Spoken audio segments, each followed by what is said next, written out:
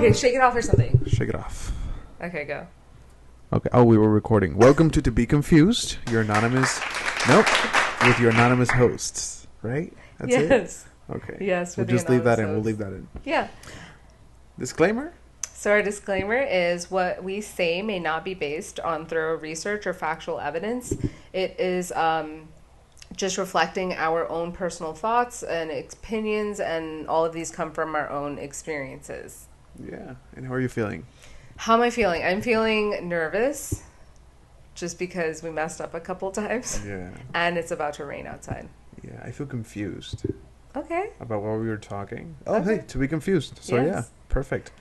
So, about what we were talking. You were telling me you were, like, ranting. So I had a question. Yes. Explain that.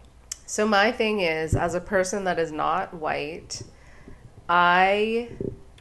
from white people, when I have conversations, when I just meet them, they seem to bring up India or Hindu or Muslim or places where dark people come from.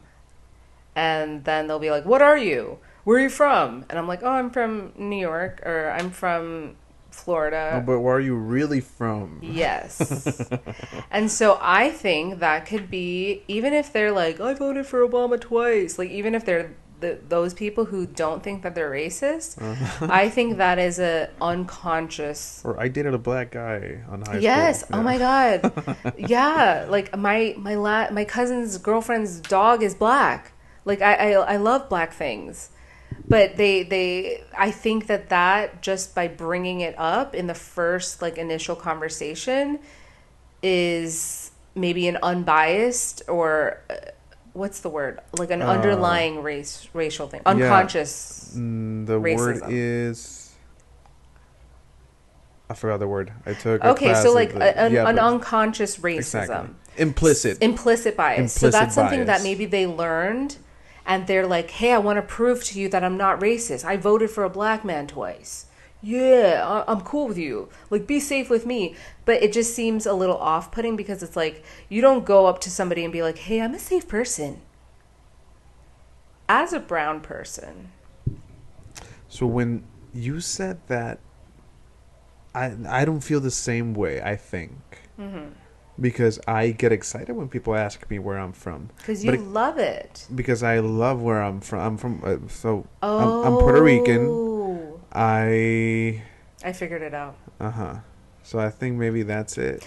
Because I'm more in tune with my culture. You are from there. I am from America. Uh-huh. Yes, exactly. You have the culture. You have music you like from there. You have experiences. You have a whole entire life. Exactly. And when people ask me, hey, where are you from? Oh, from Puerto Rico. Yes, and guess what? North Coast, beach was 50 minutes away. Yes, this man goes off on Puerto Rico. Exactly. And if you work with me, like my first interaction with Christine, I was training her here where we work together. With who? I'll bleep that out. What second is this? This is minute. Let me see. Minute 3. 3, okay. Minute 3, somewhere there. I need to bleep it. Okay. Remind me, please. Minute 3. Okay. So yeah, first interaction. I was training my co-host here.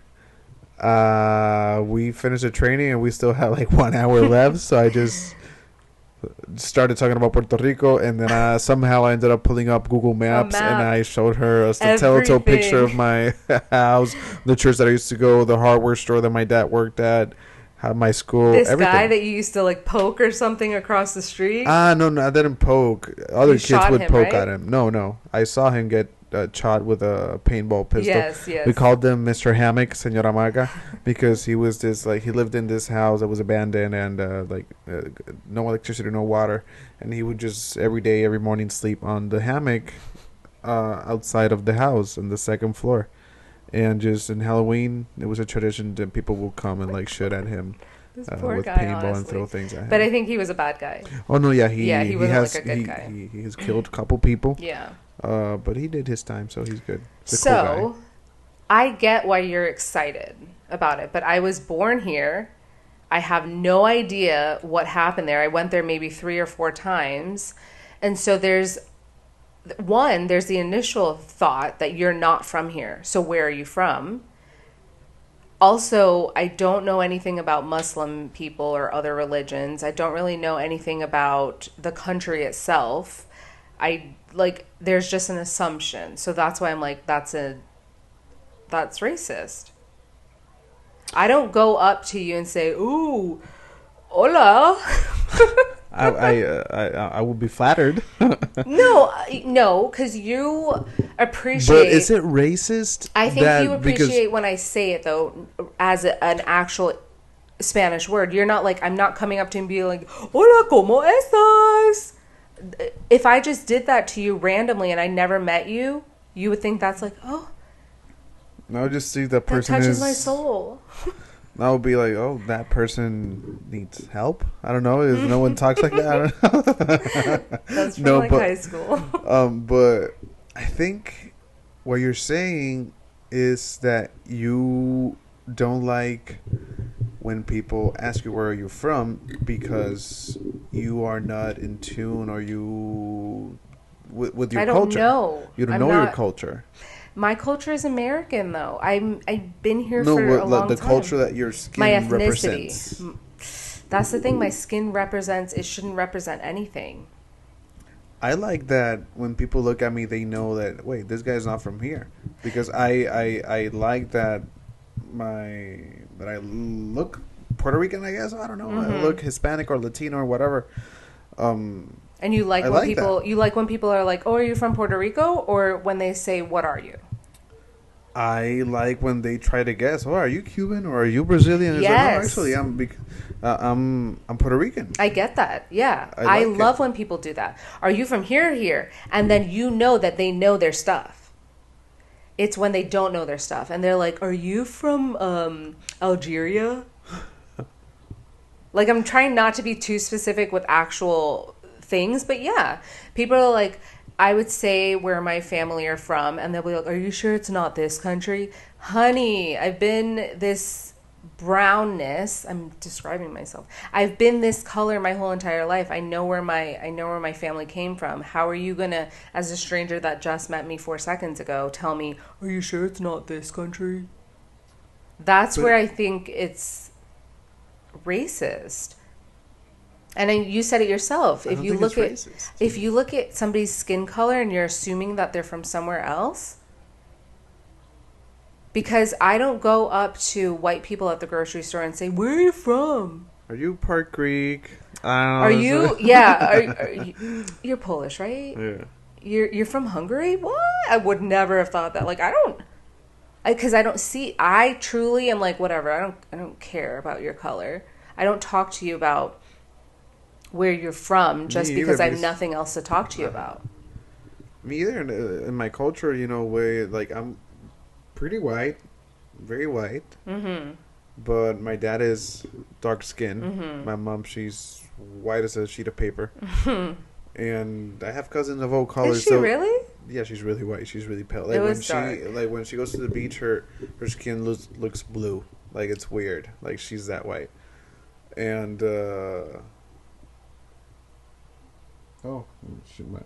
she's actually calling me. I summoned her. You manifested her? Yeah, I manifested it. But yeah, I didn't really started noticing, I guess, color, just call it that, until I moved here, until I felt like the tension. I lived in Puerto Rico for 17 years. I moved here.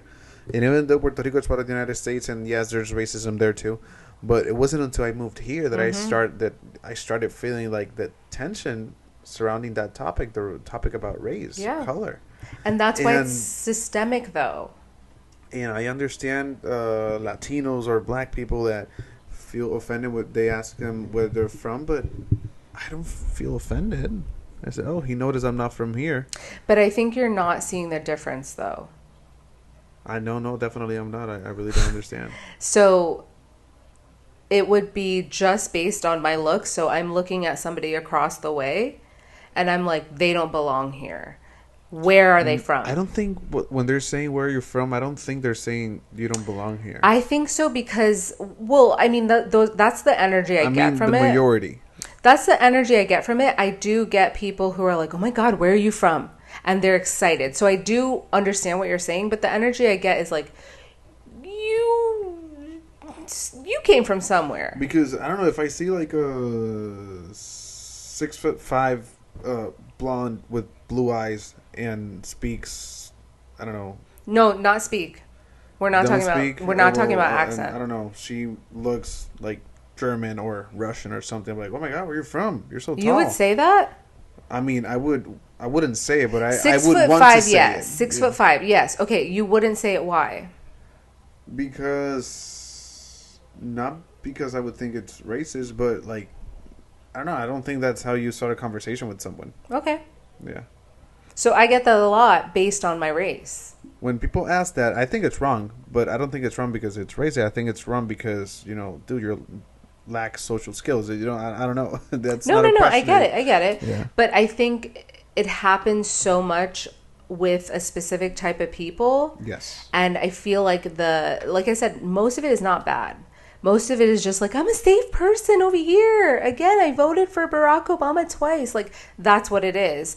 But it still is racist because your first initial thought is this person needs you to create a safe space for them. It could be like white savior even, if it's not racist. That I understand. Okay. I think that makes sense. Okay. So maybe that's what it is. Yeah, I think that's where it stems from. Interesting. It's not that they're being Okay. racist. It's just that thing. We found it. That's We found the good. answer. Again, disclaimer. Everything that we say is not based on thorough research. No, but that might help Yeah. with me. So now I can look at it from a white savior lens and be like, oh, okay. Okay, they think But then you're trying that to save too. me. But then that too. Or they Where does think that they owe stem it to from? you, I guess. I don't know. Where does that stem from? Racism. Yeah, because white people have always been the dominant in the textbooks everywhere. So they think like, yeah, we got to go save them. Their religion, it's all about saving people. We want to convert them.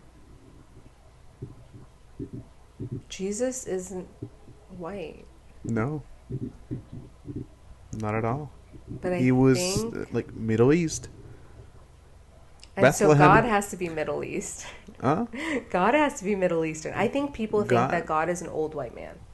I mean, God is not a man, and God is not a thing. I think people think he is a that- being. I think I mean, there he's are just people. energy, literally. Yeah. I think what people equate God to is love. Yeah. But I think that there are some people, a lot of people, that see an old white man. Literally. And so that's... But even in the Bible, God describes himself when he talks about love. He describes himself as a mother. The love. That's why I think God is a woman. Exactly. So it will make more sense to represent God as a woman than as a man. Okay, so But yeah. let's talk about the patriarchy then. Patriarchy. Let's go. How much time do we have? We have done 13 minutes. I'd say Okay, so maybe 10 minutes? 10 more minutes. Yeah. Yeah. Okay, so what are your thoughts on the patriarchy? Patriarchy. We've talked about it. I think it doesn't only hurt the woman; it hurt the men, and I think a little like. Well, I don't want to say more, but like the damage that patriarchy does to men is on the It's crazy. It's sad. No, yeah, but what am I trying to say? Underrated, under. It's not recognized as much. It's not. Yeah, I don't want to say. It's not recognized by who though? By us. By men though. By men. I don't think men understand how many lives. Is it crazy to say impact. that patriarchy may hurt more men honestly, than no, women? no. I think it's a very vicious cycle, but I think that the patriarchy hurts men in a completely different way. Okay. But a lot. I don't know if it's more than women because it's out but there in public. It's there. I think could be it's there. Close. It wouldn't be so crazy to assume that. No, I think. no. I don't want to assume it because obviously history has shown what we have done to women. We speaking like men. Yeah. Have done to women. So I think that dismantling. Yeah, that's what I think. I think dismantling the patriarchy works for everybody. But why are there people that don't like it? Like, what are your thoughts on why people don't want to dismantle the patriarchy? Because there's even women. Yeah. That support the patriarchy, and I see them a lot in church. Mm-hmm. In church, But And it just blows my that's a mind. mindset because they might be thinking God is a man. I don't know if it's a mindset or they've been brainwashed or they inherently think. We're gonna do another episode on religion because. Yeah. But okay, so my thoughts are, men have been abused by other men. A lot more than is reported, a lot more than is even fathomable. Because if men abuse women, they abuse other men the same way or in different ways that we haven't even figured out. I think the abuse tactics and the wanting to keep the patriarchy is about control. What do you think? Control. Wanting to keep the patriarchy is about control for men. Yeah. Okay. So in doing therapy sessions with my clients, we talk about the circles of control. And right now, men are able to, under the patriarchy, as much as it's hurting them, they are able to control aspects that are not within their control. Women are not within men's control, but they are able to control women by hitting them in violence. So as much as men are getting hurt, I think the patriarchy still works for them because they have as much control over a lot of different things and they feel safer. But we know as therapists, or we will learn, you will learn, you can't control everything and feel safe. You have to control what the safety comes from within. The reason they're scared of losing that control is because they're still scared of whatever it is, of being abused by all the men in their lives. Do you understand or no? Yeah, so basically you're saying that our presidents should be counselors, should be therapists. That's for the next episode. Yes, I really think a therapist should be a counselor. We have supervision, we understand we have this. meetings. The current situation with patriarchy, it's basically this. Yes. This need of control, Yes. being afraid of not having things in control. Yes. To, and men perpetuate violence to keep that control. And violence and fear is very effective in controlling other people. And the only way to take down patriarchy is for a therapist to get over there. Yeah. As a president and teaches about the circles of control. Yeah. What we can control, what we cannot control. Our volunteers tribute. There you go. Imagine. But they're going to ask you. But if you so. go, they're going to ask you where you're from. So I know. Imagine if I could be like the anonymous president. That'd be cool. I think that would be a dictator. No, I'm going to say, so this is my plan. My campaign is starting today. I'm going to have doctors have a board like how we usually do, and they discuss things and they present it to other people. I'm going to have therapists, teachers do education. I'm going to have therapists do mental health because we have a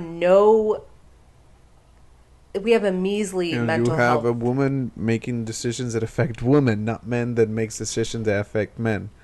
That's so unfathomable to me right now. Right? Isn't that crazy? I cannot think that women are just in control of what happens to me as a woman. Oh my Men God. are. And this reminds me, this article that I read about, I think the first woman that they sent to space here, the NASA. Yes. NASA. Rocket scientists. They sent a woman to space for 7 days with 100 tampons. And they asked if that was enough. She may or may not have had her period. I don't think they checked. 100 tampons. Like, For what do you 7 guys days. think we do with tampons? Stick it up our nose or ears? Like, what do we do with them? For 6 days. Yeah, they thought it was an Advil that you take two every 4 hours or something like that. But these are people running our country. These are the people that are sending people to space. But they're making decisions about our body. Like, there was a congressman or something like that saying that rape can be avoided because the women's bodies, they have something to reject the rape from happening. Yeah, like they can erase the memories with the trauma and all that. But No. Their body can do it as it's happening. That's what somebody believes. Somebody believes in politics. That women can stop the rape from happening. Someone that's actively involved in politics in the United States. And there's so many politicians that have like abortions, but they are against it. And that's another thing that we don't have time for that we'll definitely talk. But this is like a little taste of what To Be Confused is about. Because genuinely, it's nothing groundbreaking that we're confused about, I don't think. It's just thoughts that this is how our world works, and how is this how our world works? Like, I'm just confused.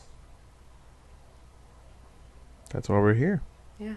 To be confused. To Be Confused. Yes. With your anonymous hosts. With me and you. Yeah. I ruined it there, right? Okay. I should have stopped there. Anyway, thank you for tuning in. This is To Be Confused. Bye-bye. Bye.